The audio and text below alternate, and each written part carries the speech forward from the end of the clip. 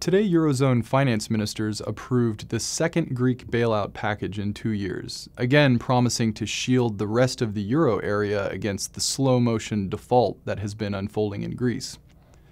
The latest bailout entails a 130 billion euro package of loans from the EU and the IMF, and a private sector write-off of more than 100 billion euros in Greek sovereign debt.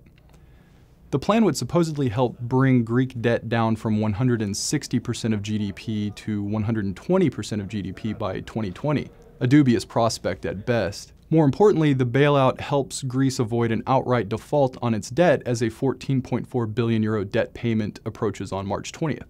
But despite the good feelings that result from an announcement that the latest catastrophe has been avoided, Greece's economic situation is nowhere near sustainable.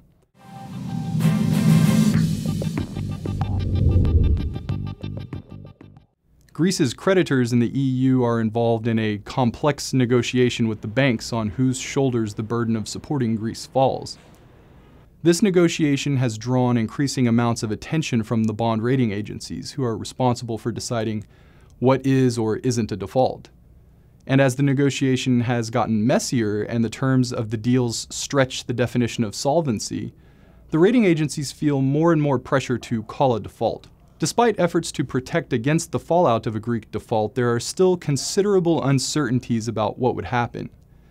Greek bonds themselves are largely in the process of being sequestered in two places: Greek institutions and the European Central Bank.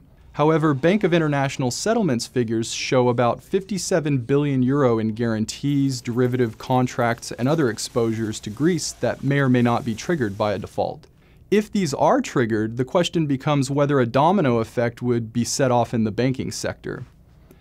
So to avoid a potential banking disaster in Europe, the EU needs to fund Greece. The question is how long it will need to provide this funding. The answer lies in the economic fundamentals of Greece. Greece is positioned on a rocky outcropping of the continent, far away from the industrial core of Europe in the Rhine Valley, and naturally shares few of the economic features of, say, Germany or the Netherlands. Half of its economy is built around government spending, and the rest is not particularly productive, mostly based on services such as shipping and tourism.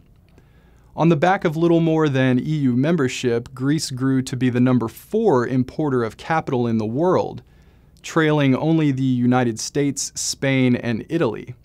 In fact, looking back over the past half-century, Greece has never run a trade surplus, instead importing goods and capital well in excess of its ability to produce. So the idea that bailouts and austerity will restore Greece to a state of competitiveness that it never actually had might make good rhetoric, but it doesn't make economic sense. Put another way, Greece's external funding needs are a permanent feature of the country.